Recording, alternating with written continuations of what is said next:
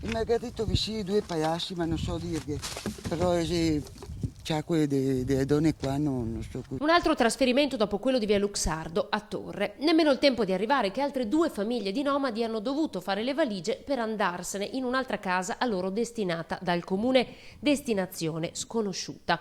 A Torre erano state le proteste dei residenti a far trasferire le due famiglie tutte sgomberate dal campo di via Bassette. A seguirle è l'associazione Beati Costruttori di Pace guidata da Don Albino Bizzotto, che solo alcune settimane fa ai nostri microfoni aveva detto: questa polemica non aiuta certo le famiglie che rimangono in sospensione, dove si palleggiano le responsabilità, ma per noi il problema è sociale.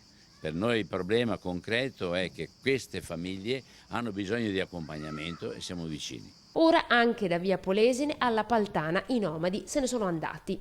Penso di aver visto i loro bambini giocare, che devono dire sono stati anche molto educati qui al parco giochi. Effettivamente adesso mi ci fa pensare da poco, perché prima non li avevo visti. Gli faceva quello che voleva e era un pericolo anche per i bambini, per me, perché correva in bicicletta in mezzo alla strada, che delle volte le macchine si fermava a rimproverarli. Non sarebbero stati i residenti questa volta a far pressione per far trasferire i nomadi, come avvenne invece per il quartiere di Torre. Un giorno hanno bloccato l'ascensore 2 volte, che sono usciti perfino anche i tecnici dell'ascensore, portando su i mobili, hanno strisciato i muri, i bambini che facevano le pipì sul giardino, mezzi nudi, insomma una vera vergogna. Inevitabili difficoltà nel reinserimento delle famiglie sgomberate. È chiaro dunque come esista un problema ben più profondo della semplice sistemazione di famiglie senza casa.